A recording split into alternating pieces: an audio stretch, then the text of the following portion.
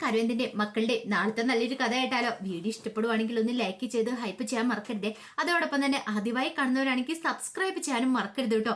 അങ്ങനെ ഒടുവില് കാവേരിയെ വിളിച്ചിട്ട് നിവിന് തനിക്ക് അത്യാവശ്യമായിട്ടൊന്ന് കാണണമെന്ന് പറയണം. കാവേരിക്ക് ടെൻഷനായി. എന്തിനായിരിക്കും പോലും നിവിൻ തന്നെ വിളിക്കുന്നത് എന്നൊക്കെ ഒരു ചിന്തയായിരുന്നു.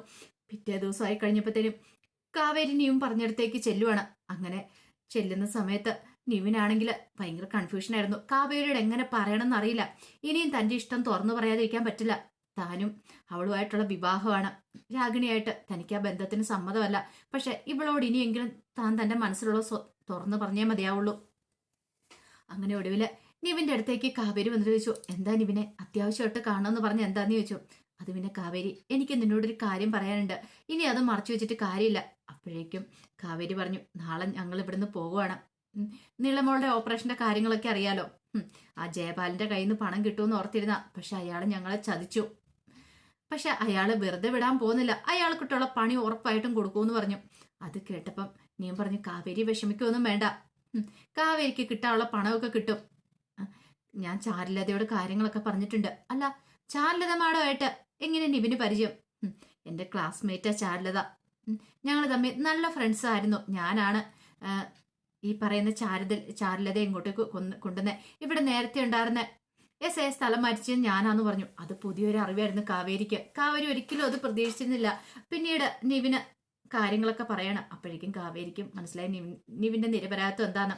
താൻ നിവിനെ സംശയിച്ചു. കുറച്ചാൾ മുമ്പ് താൻ കരുതിയിരുന്നേ നിവിൻ തന്നെ വഞ്ചിച്ചുകൊണ്ടിരിക്കുവാന്ന.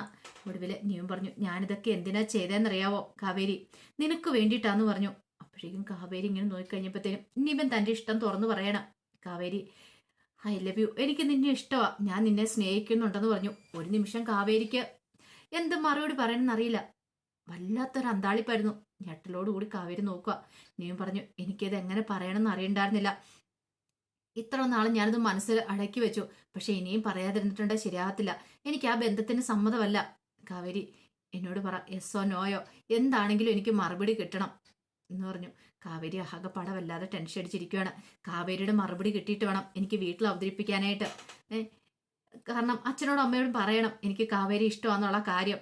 അതുകൊണ്ടാണ് ഞാൻ ചോദിക്കുന്നത്. കാവേരി, എസ് ആണെങ്കിലും നോ ആണെങ്കിലും എന്നോട് തുറന്നു പറ. എനിക്ക് എന്ത് ചെയ്യണമെന്നറിയില്ല. രാഗിണിയായിട്ടുള്ള ബന്ധത്തിന് ഒരിക്കലും ഞാൻ സമ്മതിക്കാനും പോകുന്നില്ല. എൻ്റെ മനസ്സിൽ രാഗിണി ഇല്ല. അന്നൊന്നും എൻ്റെ മനസ്സിൽ ഒരു പെണ്ണ് മാത്രമേ ഉള്ളൂ, അത് കാവേരിയാണ്. കാവേരി ആകെപ്പാടെ പെട്ടുപോയി. കാവേരി ഇങ്ങനെ ആലോചിക്കുകയാണ്. നിവിനെ മുമ്പായിട്ട് ഇഷ്ടമാണ്. കാരണം ആദ്യമൊക്കെ ദേഷ്യം ഉണ്ടായിരുന്നു. പക്ഷെ നിവിൻ തനിക്ക് വേണ്ടിയിട്ട് ഓരോ ദിവസം കഷ്ടപ്പെടുന്ന കാണുമ്പോൾ എപ്പോഴും തന്നോടൊപ്പം എല്ലാ കാര്യത്തിലും യമുനയെ രക്ഷിക്കാനാണെങ്കിലും എല്ലാ കാര്യത്തിനും കൂടെ വന്നിട്ടുണ്ട്. അതൊക്കെ ഓർക്കുമ്പോൾ കാവേരിയുടെ കണ്ണ് നിറഞ്ഞു വരുന്നുണ്ടായിരുന്നു. ഒടുവില് കാവേരി നിവിനോട് എസ് പറയണം, തനിക്ക് ഇഷ്ടമാണെന്നുള്ള കാര്യം പറയാം. അത് കേട്ടപ്പോൾ നിവിന് ഭയങ്കര സന്തോഷമായി.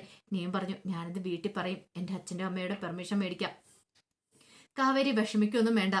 പക്ഷെ കാവേരി ഒരു കാര്യം പറഞ്ഞു, നിവിന്റെ അമ്മ സമ്മതിക്കുമെന്ന് തോന്നുന്നുണ്ടോ? ഒരിക്കലും ഇല്ല. അതൊക്കെ ഞാൻ സംസാരിച്ചോളാം, എൻ്റെ അമ്മയോട് പറഞ്ഞോളാം. കാവേരിയുടെ ഇഷ്ടം എന്താന്ന് എനിക്ക് അറിയില്ലായിരുന്നു. കാവേരി എന്നെ സ്നേഹിക്കുന്നുണ്ടോന്ന് എനിക്ക് അറിയില്ലായിരുന്നു. അതുകൊണ്ടാണ് ഞാൻ പിന്നെ കാവേരിയോട് ഇപ്പോഴെങ്കിലും എനിക്ക് തുറന്നു പറയണം തോന്നിയെന്ന് പറഞ്ഞു. അങ്ങനെ നിവിന് വീട്ടിൽ സംസാരിക്കാന്ന് പറഞ്ഞു പോകുമ്പോഴത്തേനും കാവേരിക്ക് വല്ലാത്തൊരു ടെൻഷൻ ഉണ്ടായിരുന്നു. ഇതെങ്ങനെയാകും എന്താവും അറിയത്തില്ല. കാരണം രാജേശ്വരി ഒരിക്കലും ഈ ബന്ധത്തിന് സമ്മതിക്കാൻ പോകുന്നില്ല. രാജേശ്വരി സ്വഭാവം നന്നായിട്ട് കാവേരിക്ക് അറിയാവുന്ന, തന്നെ അവർക്ക് കണ്ണെടുത്താൽ കാണത്തുമില്ല. പക്ഷെ നിവിനെ കുറിച്ച് ഓർത്തപ്പോൾ കാവേരിക്ക് നല്ല വിഷമം തോന്നി. താൻ സംശയിച്ച പോലെ തന്നെ കാര്യങ്ങള്. യമുനയുടെ കയ്യിൽ സാരി കൊടുത്തു വിട്ട, പക്ഷെ യമുന തെറ്റിദ്ധരിച്ച് അവളെ ഇഷ്ടമായതുകൊണ്ട് അവൾക്ക് പ്രസന്റ് ചെയ്താന്ന്. നിവിന് തന്നെ അത്ര ഇഷ്ടമായതുകൊണ്ടാ.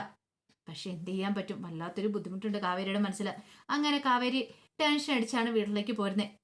ആ സമയം നിവിൻ ഭയങ്കര സന്തോഷത്തോടെ വീട്ടിലേക്ക് ചെല്ലുന്നേ. അച്ഛനോടും അമ്മയോടും കാര്യങ്ങൾ പറയണം. അങ്ങനെ വീട്ടിലേക്ക് എന്ന് കഴിഞ്ഞിട്ട് രാജേശ്വരിയും അതുപോലെ സത്യനാഥിനെയും വിളിക്കുവാണ്. രാജേശ്വരി വന്നിട്ട് ചോദിച്ചു, എന്താടാ കാര്യം എന്താന്ന് ചോദിച്ചു. എനിക്ക് നിങ്ങൾ രണ്ടാളുടെ ഒരു കാര്യം പറയാനുണ്ട്. എന്ത് കാര്യം? നിന്റെ കല്യാണമല്ലേ, ഈ സമയത്ത് നിനക്ക് ഇനി എന്താ കാര്യം പറയാനുള്ളതെന്ന് ചോദിച്ചു. അമ്മേ, ആ കല്യാണം നടക്കാൻ പോകുന്നില്ല എന്ന് പറഞ്ഞു. അത് നീയാണോ തീരുമാനിക്കുന്നത്? അമ്മേ, എനിക്കൊരു പെൺകുട്ടി ഇഷ്ടമാന്ന് ഞാൻ പറഞ്ഞിട്ടുണ്ടായിരുന്നല്ലോ. എനിക്ക് ഇഷ്ടമാ.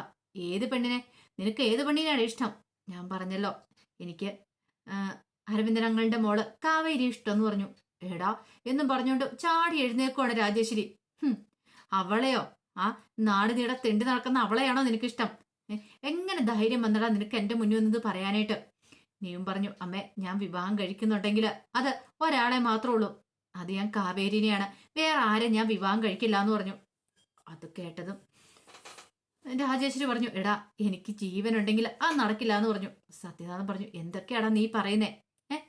എടാ നിന്റെ ഇഷ്ടം അത് ബാക്കിയുള്ളവരുടെ ഇഷ്ടം കൂടെ നീ നോക്കണ്ടേ, നീ നിന്റെ കാര്യം മാത്രം ചിന്തിക്കുന്നുള്ളൂ. രാഗിണിക്ക് എന്താ കുഴപ്പം? ജയപാലിന്റെ മോളല്ലേ, ഇഷ്ടം പോലെ സ്വത്തും കാര്യങ്ങളും എല്ലാം ഉണ്ട്, കാണാനും സുന്ദരി. ഓ അപ്പൊ അച്ഛനും അമ്മയും സ്വത്തും കാര്യങ്ങളും അതുപോലെ സൗന്ദര്യം മാത്രം നോക്കിയിട്ടുള്ളല്ലേ? പക്ഷെ ഞാൻ നോക്കിയത് അത് മാത്രമല്ല, സ്വഭാവം കൂടെ നോക്കിയിട്ടുണ്ട്. എന്താണ് അവളുടെ സ്വഭാവത്തിന് ഇത്ര പ്രത്യേകത കാവേരിയുടെ? അവളെന്താ ഭൂലോക രമ്പയാണോ? നിന്റെ കണ്ണില് അവളെ എല്ലാവരും വേറെ ആരും പിടിച്ചില്ലേന്ന് ചോദിച്ചു. അവളെ പോലുള്ള ഒരു തിരി വീട്ടിലേക്ക് കയറി വന്നിട്ടുണ്ടെങ്കിൽ പിന്നെ ഞാൻ ജീവനോടെ ഇരിക്കില്ലടാ. അപ്പോഴേക്കും നീയും പറഞ്ഞു അമ്മേ ഞാൻ പറയുന്നൊന്ന് കേൾക്ക്, എനിക്ക് അവളെ മാത്രം മതി. ഓ അവളെ മാത്രം മതിയില്ലേ? അപ്പൊ നിനക്ക് വേണ്ടി ആലോചിച്ചിരിക്കുന്ന ബന്ധോ അമ്മ വിളിച്ചു പറയണം അങ്കിളിനോട്, ഈ ബന്ധം നടക്കില്ലാന്ന്, എനിക്ക് സമ്മതമല്ലാന്ന് വിളിച്ചു പറയണം. ഞാൻ എന്തായാലും സമ്മതിക്കില്ല എന്നും പറഞ്ഞിട്ട് നീ ദേഷ്യപ്പെട്ട് അങ്ങോട്ട് പോവാണ്. രാജേശ്വരിക്ക് സഹിച്ചില്ലത്. കാരണം അവൻ ഈ ബന്ധത്തിന് സമ്മതിച്ചില്ലെങ്കിൽ താൻ നാണം കിടും. ജയപാലിന്റെ മുന്നിൽ മാത്രമല്ല, ബാക്കി ക്ഷണിച്ചിരിക്കുന്ന അതിഥികളുടെ മുന്നിൽ. പിന്നെ അത് കൂടാതെ കാവേരിയായിട്ടുള്ള അവന്റെ വിവാഹം നടന്നിട്ടുണ്ടെങ്കിൽ പിന്നെ താൻ ജീവിച്ചിരുന്നിട്ട് കാര്യമില്ല. അവൾ ഈ വീട്ടിലേക്ക് വലതുകാലം വെച്ച് കയറി വന്നിട്ടുണ്ടെങ്കിൽ താൻ ഒന്നും അല്ലാതാവും. ആ ഒരു ചിന്ത രാജേശ്വരിയുടെ മനസ്സിനെ വല്ലാതെ അലട്ടി. ഒടുവില് രാജേശ്വരി മുറിയിലേക്ക് അങ്ങോട്ട് കയറി ചെന്നു. അപ്പൊ സത്യപാലൻ ഹാളിലിരിക്കുന്ന സമയത്താണ് രാജേശ്വരി മുറിയിലേക്ക് കയറി ചെല്ലുന്നത്. കുറെ ഗുളിക അവിടെ ഇരിക്കുന്നുണ്ടായിരുന്നു. ആ ഗുളികയെല്ലാം കൂടെ രാജേശ്വരി എടുത്തിട്ട് കഴിക്കുവാണ്. ഇനി ജീവിച്ചിരുന്നിട്ട് കാര്യമില്ല, ഇങ്ങനെ നാണം കെട്ട് ജീവിക്കുന്നേക്കാളും ഭേദം മരിക്കുന്നതെന്ന് കരുതിയിട്ട് കുറച്ച് കഴിഞ്ഞപ്പോഴത്തേനും സത്യനാഥൻ മുറിയിലേക്ക് കയറി വരിക. മുറി കയറി വന്ന ഇപ്പൊ രാജേശ്വരി അവിടെ കിടക്കുന്നുണ്ട്. രാജേശ്വരി ഇനിയിപ്പം നമ്മൾ ബലം പിടിച്ചിട്ടൊന്നും കാര്യമില്ല, അവന്റെ ഇഷ്ടം എന്താന്ന് വെച്ചിട്ടുണ്ടെങ്കിൽ ആ ഒപ്പം നിൽക്കുന്നതല്ലേ നല്ലത്. അവൻ ദേഷ്യപ്പെട്ട് പറഞ്ഞിട്ട് പോയത് കേട്ടോ, നമ്മളിനിയിപ്പം പറഞ്ഞിട്ടൊന്നും ഒരു കാര്യമില്ല എന്നൊക്കെ പറഞ്ഞു. പക്ഷെ രാജേശ്വരി മിണ്ടുന്നില്ല. അപ്പോഴേക്കും രാജേശ്വരി അടുത്തേക്ക് എന്നിട്ട് എന്താ രാജേശ്വരി നീ എന്താ മിണ്ടാത്തേന്ന് ചോദിച്ചിങ്ങനെ കുലുക്കി വിളിക്കുമ്പോഴത്തേനും ബോധമില്ലാതെ കിടക്കുന്ന കാഴ്ചയെ കണ്ടേ. നോയിക്കഴിഞ്ഞപ്പോഴത്തേനും വായിക്കൂടെ ഇത്തിരി പറയാൻ പതിയൊക്കെ വരുന്നുണ്ടു. അപ്പോഴേക്കും അപകടം മണത്തു. പെട്ടെന്ന് തന്നെ സത്യനാഥൻ എന്ത് ചെയ്തു, ഹോസ്പിറ്റലിലേക്ക് കൊണ്ടുപോവാണ്. അവിടെ ചെന്ന് ഡോക്ടറാണ് പറഞ്ഞത് ഇത് ആത്മഹത്യാ ശ്രമമാണ്, അമിതമായിട്ട് മെഡിസിനും കാര്യങ്ങളും അകത്ത് ചെന്നിട്ടുണ്ടെന്ന്. ചിന്തിക്കാൻ പറ്റുന്നതിൽ അപ്പുറമായിരുന്നു. നിവിനാണ് ഇതിന്റെ കാരണക്കാരൻ എന്നൊരു ചിന്ത അയാളുടെ മനസ്സിലുണ്ടാകുന്നുണ്ട്. അവൻ കാവേരി ഇഷ്ടമാണെന്ന് പറഞ്ഞുകൊണ്ടാ. അങ്ങനെ ഒടുവില് നിവിൻ ഈ കാര്യങ്ങൾ അറിയുവാണ്. തന്റെ അമ്മ ഹോസ്പിറ്റലിലാണ്, ഇതുപോലെ ഒരു ആത്മഹത്യാ ശ്രമമാണ്. അതറിഞ്ഞു കഴിഞ്ഞുകൊണ്ട് നിവൻ പാഞ്ഞു മുറുക്കി ഹോസ്പിറ്റലിലേക്ക് വരുമ്പോഴത്തേനും സത്യനാഥൻ നിവിനോട് വഴക്കുണ്ടാക്കുക. എടാ എന്ത് കാണാനാ നീ വന്നിരിക്കുന്നേ? നിന്റെ അമ്മ മരിച്ചോന്ന് അറിയാൻ വേണ്ടിയിട്ടാണോ വന്നിരിക്കുന്നത്? അപ്പോഴേക്കും ജയപാലൻ വന്ന് തടഞ്ഞു. എന്തൊക്കെയാ സത്യനാഥ പറയണേ? അവനെ വിട എന്ന് പറഞ്ഞു. വേണ്ട, ഇവൻ കാണണ്ട അളിയ, ഇവൻ ഒറ്റ ഒരുത്തന എല്ലാത്തിനും കാരണം, ഇവൻ കാരണം ഇപ്പൊ രാജേശ്വരി അകത്ത് കിടക്കുന്നേ. അച്ഛാ പ്ലീസ് ഞാനൊന്ന് പറഞ്ഞോട്ടെ, എനിക്ക് എന്റെ അമ്മയൊന്ന് കാണണം, മിണ്ടരുത് നീ, കടന്നു പോയിക്കോണെന്ന് അവിടെന്നൊക്കെ പറഞ്ഞുകൊണ്ട് ദേഷ്യപ്പെടുവാണ്. ഒടുവിൽ നിവിന് ആകെപ്പാടെ വിഷമായി, എന്ത് ചെയ്യണമെന്ന് പോലും അറിയില്ല. നീവും പുറത്തിറങ്ങി ഒന്ന് കരഞ്ഞു കുറെ സമയം ഇരുന്ന് കരയുവാണ്. അപ്പോഴാണ് കാവേരിയുടെ കോള് വരുന്നത്. കാവേരി ഇതൊന്നും അറിഞ്ഞിട്ട് വിളിക്കുന്ന ആയിരുന്നില്ല. അങ്ങനെ കാവേരി വിളിച്ചു കഴിഞ്ഞപ്പോഴത്തേനാണ് നിവിൻ ആ സത്യം പറയണേ. അമ്മ ഇതുപോലെ ആത്മഹത്യാ ശ്രമം നടത്തിയെന്ന്. കാവേരിക്കും ഭയങ്കര ബുദ്ധിമുട്ടായിപ്പോയി. ദൈവം എന്തേലും സംഭവിച്ചു പോയിട്ടുണ്ടെങ്കിൽ കാരണക്കാര് താനായിരിക്കും. സർവ്വ ദൈവങ്ങളെ വിളിച്ച് കാവേരി പ്രാർത്ഥിക്കുകയാണ്, ഒന്നും സംഭവിക്കില്ല എന്നും പറഞ്ഞുകൊണ്ട് കാവേരി പ്രാർത്ഥിച്ചു. പിന്നീട് കാവേരി നേരെ ക്ഷേത്രത്തിലേക്ക് പോവാണ്. അവിടെ പോയി ഭഗവാനോട് മറുപടി പ്രാർത്ഥിക്കുക. രാജേശ്വരി ആന്റിക്ക് ഒന്നും സംഭവിക്കരുത്, കാരണം എന്തേലും സംഭവിച്ചു പോയിട്ടുണ്ടെങ്കിൽ തന്റെ കുറ്റം കൊണ്ടാന്ന് പറഞ്ഞ് തന്നെ എല്ലാവരും കുറ്റപ്പെടുത്തും, പിന്നെ താൻ ജീവിച്ചിരുന്നത് കാര്യമില്ലല്ലോ എന്നൊക്കെ ഒരു ചിന്ത കാവേരിയുടെ മനസ്സിലുണ്ടാകുന്നുണ്ട്. അപ്പൊ അതിന്റെ കഥകളൊക്കെയാണ് നമ്മൾ കാണാൻ പോകുന്നത്. ആ വിശേഷങ്ങളുമായി നാളെ വരാട്ടെ. അതിന്റെ ബാക്കി വിശേഷങ്ങളുമായിട്ട് എല്ലാവരും മറക്കാതെ കയറി കാണാൻ ശ്രമിക്കണേ. ഒരിക്കൽ കൂടി എല്ലാവർക്കും ശുഭരാത്രി നേർന്നുകൊണ്ട് നിർത്തുന്നു. നന്ദി.